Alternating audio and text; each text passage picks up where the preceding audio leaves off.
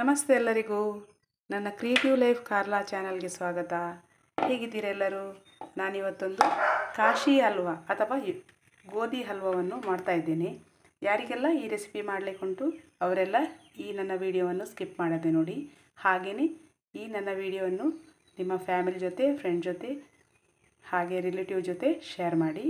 ಬನ್ನಿ ನೋಡುವ ಈ ಕಾಶಿ ಹಲ್ವಾ ಅಥವಾ ಗೋಧಿ ಹಲ್ವಾ ಯಾವ ರೀತಿ ಮಾಡೋದು, ಅದಕ್ಕೆ ಏನೆಲ್ಲ ಇಂಗ್ರೀಡಿಯೆಂಟ್ಸ್ ಬೇಕು ಅಂತ ಹೇಳ್ತೇನೆ ಬನ್ನಿ.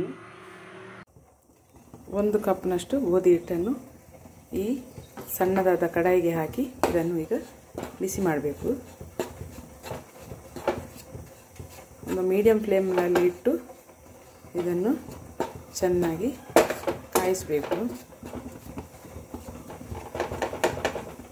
ಯಾವುದೇ ಇದರಲ್ಲಿ ಗಂಟುಗಳಿರಬಾರ್ದು.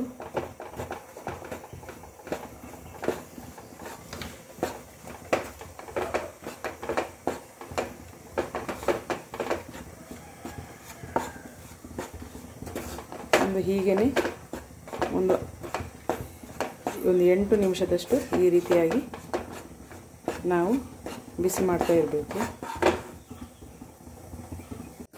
ಈಗ ನೋಡಿ ಸ್ವಲ್ಪ ಕಲರ್ ಚೇಂಜ್ ಆಗ್ತಾ ಬಂತು.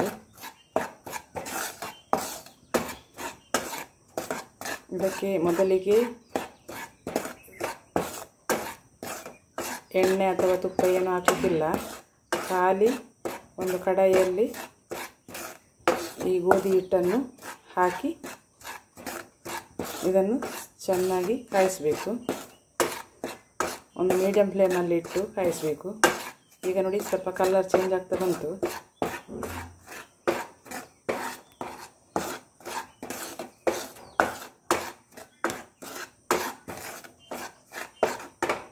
ಈಗ 2.5 ಲೋಟ ನೀರಿಗೆ ಅಥವಾ 2 ಲೋಟ ನೀರಿಗೆ ಒಂದು 1/4 ಕಪ್ನಷ್ಟು ಬೆಲ್ಲವನ್ನು ಹಾಕಬೇಕು. ನಿಮಗೆ ಸಿಹಿಯ ಅಂದಾಜು ಯಾವ ರೀತಿ ಬೇಕು ಆ ರೀತಿ ಅಂದಾಜಲ್ಲಿ ಹಾಕಿ. ಆದರೆ 1 ಕಪ್ಪಿಗೆ 1/4 ಕಪ್ಪು ಸಾಕಾಗ್ತದೆ ಬೆಲ್ಲ.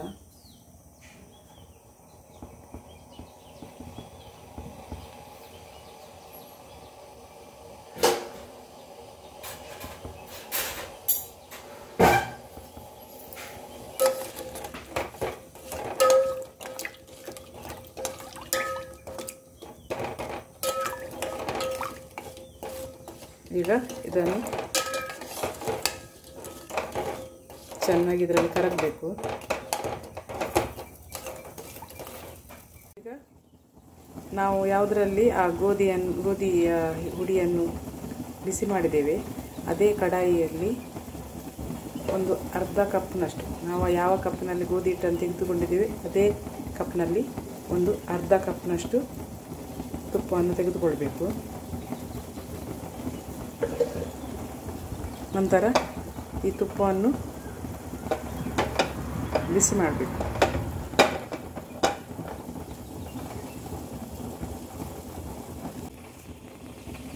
ನೋಡಿ ಈಗ ತುಪ್ಪ ಬಿಸಿ ಆಗ್ತಾ ಬಂತು.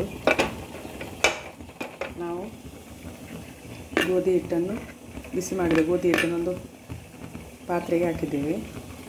ಈಗ ಇದು ಬಿಸಿ ಆಗ್ತಾ ಬರುವಾಗ ಇದಕ್ಕೆ ಸ್ವಲ್ಪ ಡ್ರೈ ಫ್ರೂಟ್ಸನ್ನು ಹಾಕಬೇಕು.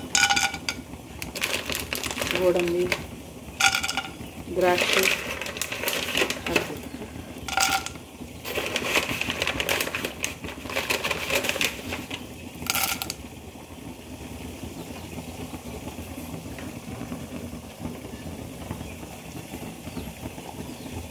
ಹಾಕಿ ಇದನ್ನು ಕೂಡ ಸ್ವಲ್ಪ ಫ್ರೈ ಮಾಡಿ.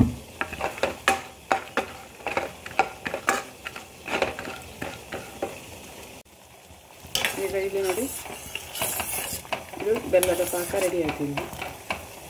ಗ್ಯಾಸನ್ನು ಆಫ್ ಮಾಡೋಣ.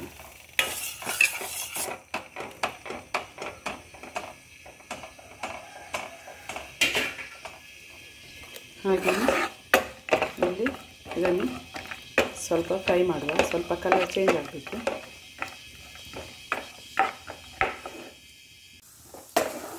ಈಗ ಇದು ಫ್ರೈ ಆಗ್ತಾ ಬಂತು.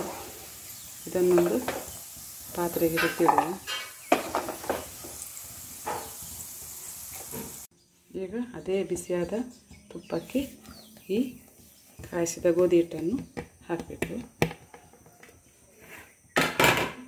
ಹಾಕಿ ಈಗ ಇದರಲ್ಲೊಮ್ಮೆ ಫ್ರೈ ಮಾಡಬೇಕು.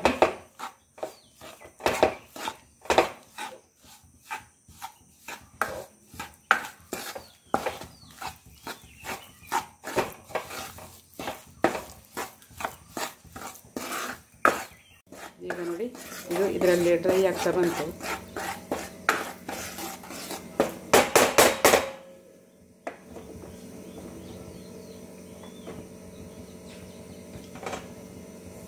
ಈಗ ಇದಕ್ಕೆ ಈ ಬೆಲ್ಲದ ಪಾಕವನ್ನು ಹಾಕಬೇಕು. ಸ್ವಲ್ಪ ದೂರದಿಂದ ಹಾಕಿ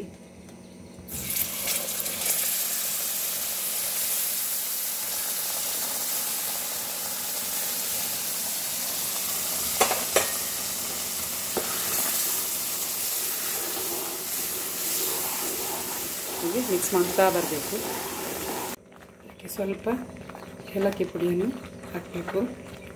1 ಚಮಚದಷ್ಟು ಏಲಕ್ಕಿ ಪುಡಿಯನ್ನು ಹಾಕಿ